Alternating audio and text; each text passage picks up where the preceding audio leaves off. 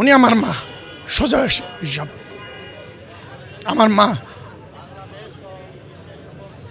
কিছু করার নেই। এটা তো ম্যাডাম তো একটা আবেগ। আমার নেত্রী বেগম খালেদা জিয়াকে সুস্থর জন্য আমি ফুসফুস কিডনি আমার দেহর যা আছে তাই দিতে চাচ্ছি। একটি দেশ, একটি জাতি পুরোপুরি অপেক্ষা করছে আমাদের প্রিয় নেত্রীর জন্য। আমার মা যেন ফুসফুসের জন্য অসুস্থ, দাদা আমি একটা ফুসফুস দিব। আমার পৃথিবীতে কেউ না, আল্লাহ ছাড়া আর কেউ না, আমার আল্লাহ ছাড়া। আমার মা থাকলে আমি আছি, আমার মা না থাকলে আমি নাই। বিএনপি চেয়ারপারসন বেগম খালেদা জিয়ার শারীরিক অবস্থা সংকটাপন্ন। কয়েকদিন আগে নানা ধরনের শারীরিক জটিলতা নিয়ে এভারকেয়ার হাসপাতালে ভর্তি হন তিনি। এরপর বিভিন্ন পক্ষ থেকে দল, ডাক্তার, শুভাকাঙ্ক্ষী তাদের মাধ্যমে যে ধরনের খবর বেরিয়েছে তাতে এটা পরিষ্কার হয়েছে যে তার অবস্থা যে সংকটাপন্ন বলা হচ্ছে তারই বিভিন্ন দিক সম্পর্কে আমরা জানতে পেরেছি। মাঝে মাঝে এমন খবরও বের হচ্ছে যে তার জন্য এয়ার অ্যাম্বুলেন্স রেডি করা হয়েছে, যে কোনো সময় বিদেশেও নিয়ে যাওয়া হতে পারে তাকে। এরই প্রেক্ষিতে এভারকেয়ার হসপিটালের সামনে দলীয় নেতাকর্মী থেকে শুরু করে গণমাধ্যম এবং উৎসুক মানুষের উপচে পড়া ভিড়, সবাই আসলে তার শারীরিক অবস্থা কোন দিকে যাচ্ছে সেই খবরটা জানতে চায়। সেই খবরই ছড়িয়ে পড়ছে পুরো বাংলাদেশে এবং আমরা এখান থেকে জানার চেষ্টা করব যে আসলে তিনি কি অবস্থায় আছেন। আমি ভিতরে গেছিলাম, কিন্তু আমাকে ওই উপরে উঠতে না দেওয়া হয়েছে। মান্না ভাই বললো যে ম্যাডাম জিয়া এখন একটু ভালো আছে, হাত নড়ায় আছে, কথাও বলেছে। এখন দেশবাসীর কাছে দোয়া চেয়েছে। ম্যাডাম জিয়ার যারা অ্যাটেন্ডেন্স আছে তারা বলেছে যে আপনাদের এখন একটু শঙ্কা মুক্ত। আমার যেটা আলাপ করে মনে হচ্ছে কিছুটা উন্নতি হয়েছে, ওনার প্রত্যেকটি অর্গান এই মুহূর্তে হয়তো একটু ডেভেলপ করেছে। আমরা শঙ্কিত। আমরা এখন এই মুহূর্তে যেটা প্রত্যাশা করছি, একমাত্র আল্লাহ পারে তার জীবনকে সুস্থ এবং স্বাভাবিক করে দেওয়ার জন্য। আমরা সত্যি খুব মর্মাহত।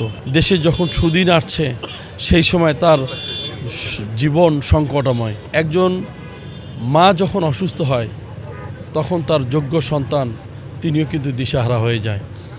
আমরা চাই সকল কিছু চড়াই উতরে পেরিয়ে মহান রাব্বুল আলামিন তাকে সুস্থ করে আবার গণতন্ত্রের রাস্তায় ফিরিয়ে দেশবাসীকে আবার সুস্থ স্বাভাবিক রাজনীতি করার একটা সুযোগ তৈরি করে দিবে, সেটাই আমরা প্রত্যাশা করি মহান আল্লাহর কাছে। আপনারা এর মধ্যে জানেন যে বেগম খালেদা জিয়া নানা ধরনের শারীরিক জটিলতায় ভুগছেন। কিডনি থেকে শুরু করে ফুসফুস, শ্বাসকষ্ট বা এর যে সিমটম আছে সবগুলোতেই তিনি আক্রান্ত। আমার প্রার্থনা একটাই, আমার গণতন্ত্রের মা বেঁচে থাকা। সেই জন্য আমি আজকে 5-6 দিন যাবত এখানে অবস্থান করছি। আমার এখানে বাসা নাই, বাড়িও নাই। নামাজের সময় মসজিদে চাই ঘুমাইতে, বাকি সময় এখানে জিকির আজগার করে কাটিয়ে দিই। আমি শুনতে পাচ্ছি সে ফুসফুস আর কিডনির সমস্যা। আর চিন্তা করলাম ফুসফুস দিলে যদি সে বেঁচে থাকে 20 কোটি মানুষের উন্নয়ন হবে আর বাংলার উন্নয়ন হবে। অনেকে বলতেছে আপনি ফুসফুস দিলে তো বাঁচবেন না। আমি তো বাঁচার জন্য আসি নাই। ফুসফুস কীভাবে দেয় সেটা আমি জানি না। আমি জানি ডাক্তারের কাছে আমি লেখছি, ডাক্তারের সাহেবকে আমি কি অবগত জানতে চাচ্ছি। ডাক্তারের মাধ্যমে আমি কিভাবে দিবে না দিবে সেটা আমার অভিজ্ঞতা নাই। এই যে ফুসফুস দেওয়ার বিষয়টাকে আপনি ডাক্তার পর্যন্ত জানাতে পারছেন? ডাক্তারের সামনে জানাতে পারছি।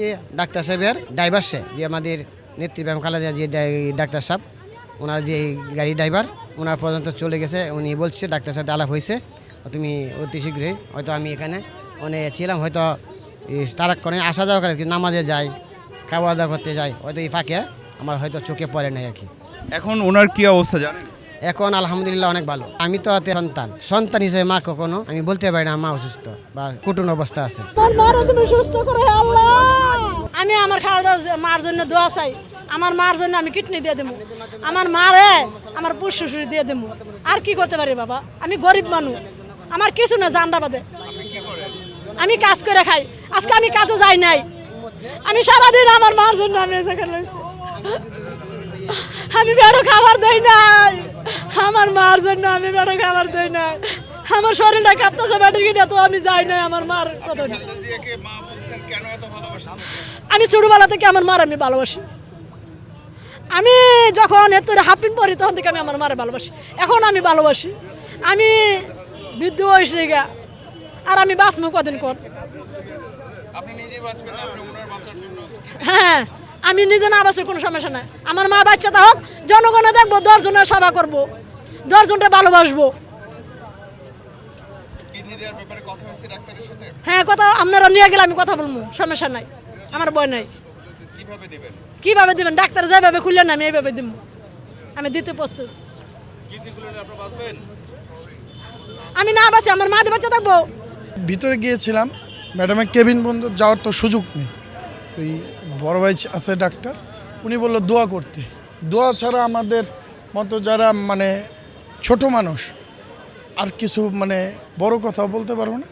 দোয়া ছাড়া আর কিছু আসতেছে, কথা আসতেছে না। আমার মাকে আমি আইসিইউতে রেখেও ম্যাডামের প্রোগ্রাম করছি। আমার মা ফিরবে। গত 16 বছরে একটা আশা করছি যে মুক্ত খালেদা জিয়া দেখব। জুলাই আগস্টের পর মুক্ত খালেদা জিয়াকে আল্লাহ দেখাইছে। আবার আশা করতেছি সুস্থ খালেদা জিয়াকে দেখব। ইনশাল্লাহ সুস্থ খালেদা জিয়াকে দেখব। আমরা বিভিন্ন মাধ্যমে খবরে জানতে পেরেছি যে এর যে চিকিৎসা প্রক্রিয়া সেটাও জটিল, সেটা বাংলাদেশে কতটুকু সম্ভব, এবং সেটার ক্ষেত্রেও বলা হয় যে দেশের বাইরে নিয়ে যাওয়ার জন্যও সব ধরনের প্রস্তুতি আছে। একটা ট্রিটমেন্ট করতে গেলে হয়তো আরেকটা জটিলতা সামনে এসে যায়। আমরা এই এভারকেয়ারের সামনে এসে ভেতর থেকে আসা যেসব তথ্য জানতে পারছি তাতে কেউ কেউ বলছেন তার অবস্থা একটু উন্নতির দিকে যাচ্ছে, কেউ কেউ বলছেন একটু স্ট্যাবল হচ্ছে, কিন্তু সার্বক্ষণিক তার যে মনিটরিংয়ের ব্যবস্থা দেশি বিদেশি চিকিৎসক সহ সেটা সর্বোচ্চ পর্যায়ের অবজারভেশনের মধ্যে তিনি কিন্তু আছেন। সর্বশেষ দেখেছেন যে তিনি লন্ডনে চিকিৎসা নিয়েছেন তার প্রিয় সন্তানের কাছে। লন্ডনে থাকার পরে বাংলাদেশে ফিরেছেন। যদি বাংলাদেশে আউট অফ কন্ট্রোলের মধ্যে চলে যায় তখন তো তার সুচিকিৎসার জন্য বাইরে যাওয়া লাগলে যাবে। যদি সিচুয়েশন, তার বডি কন্ট্রোল এবং ফিটনেস যদি ঠিক থাকে অবশ্যই তাকে দেশের বাইরে নেওয়া প্রয়োজন। 2024 সালে 5 আগস্টের পর থেকে বেগম খালেদা জিয়ার অসুস্থতা, রাজনৈতিক বিভিন্ন মেরুকরণ বা হিসাব নিকাশের মধ্যে একটা প্রশ্ন সবসময় সামনে এসে যায় যে বিএনপির ভারপ্রাপ্ত চেয়ারম্যান তারেক রহমান কবে দেশে ফিরবেন, এবং খালেদা জিয়ার শারীরিক যে অবস্থা এখন বা সংকটাপন্ন অবস্থা বলা হচ্ছে সেক্ষেত্রেও কিন্তু সেই প্রশ্নটি বারবার সামনে চলে আসছে। তারেক রহমান কবে ফিরবেন সেটা তারেক সাহেব ভালো জানে, এবং 16 কোটি মানুষের ভাগ্য উন্নয়নের জন্য উনি আসবে। ষড়যন্ত্রকারীরা তো সজাগ। তারেক রহমানের ভাগ্যের সাথে তো বাংলাদেশের ভাগ্য জড়িত, শুধু খালেদা জিয়ার তারেক রহমানের ভাগ্য না। একজন মা অসুস্থ, ইনশাল্লাহ আমার বিশ্বাস সকল চড়াই উতরাই পেরিয়ে সমস্ত প্রশ্নের অবসান ঘটিয়ে তারেক রহমান বাংলাদেশে ফিরবে যে কোনো এক সময়।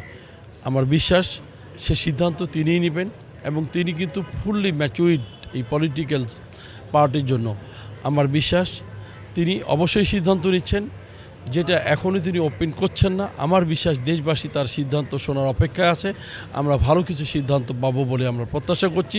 আমরা অবশ্যই সিদ্ধান্ত হয়তো কিছুক্ষণের মধ্যে বা কয়েকদিনের মধ্যে পাবো, এটাই আমরা প্রত্যাশা করছি। বেগম খালেদা জিয়ার শারীরিক অবস্থার যে সংকট এবং তারেক রহমানের দেশে ফেরার যে প্রশ্ন, তার মাঝখানেই বিএনপির ভারপ্রাপ্ত চেয়ারম্যান তারেক রহমান তার ভেরিফাইড ফেসবুক পেজে এই সংক্রান্ত নিজের অনুভূতির কথা প্রকাশ করেছেন। মায়ের কাছে ফেরার জন্য, এমন সংকটময় অবস্থায় মায়ের পাশে থাকার জন্য একজন সন্তানের যে আকুতি সেটা উঠে এসেছে তার লেখার মধ্যে। তিনি বলেছেন, এমন সংকটকালে মায়ের স্নেহ স্পর্শ পাবার তীব্র আকাঙ্ক্ষা যে কোনো সন্তানের মতো আমারও রয়েছে, কিন্তু অন্য আরও সকলের মতো এটা বাস্তবায়নের ক্ষেত্রে আমার একক সিদ্ধান্ত গ্রহণের সুযোগ অবারিত ও একক নিয়ন্ত্রণাধীন নয়। স্পর্শকাতর এই বিষয়টি বিস্তারিত বর্ণনার অবকাশও সীমিত।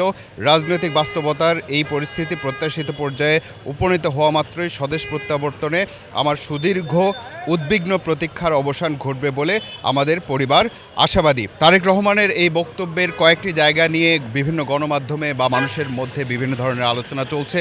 তিনি বোঝাতে চেয়েছেন বা তিনি যে কথাটা বলেছেন তাতে এটা স্পষ্ট যে তার ফেরার জায়গাটা আরও অনেক কিছুর উপরে নির্ভরশীল। তিনি আসলে কবে ফিরবেন এটা নিশ্চিত করে বলার জন্য এই সিদ্ধান্তটাও তিনি বলতে চাচ্ছেন, বা তিনি স্পষ্ট করে বলেছেন যে তার একক সিদ্ধান্ত নয়, এটার মধ্যে অন্য রাজনীতি, অন্য নিরাপত্তা নিয়ে মানুষের মধ্যে যে কথোপকথন, এসব বিষয়ে অনেক কিছু থাকতে পারে। অর্থাৎ বেগম খালেদা জিয়ার অসুস্থতা, তার শারীরিক সংকট শুধু একজন রাজনীতিবিদের শারীরিক অসুস্থতা বা শারীরিক সংকটের বিষয় নয়, এটি আসলে দেশের রাজনীতি থেকে শুরু করে অন্য অনেক বিষয়ের সাথেই সম্পর্কিত।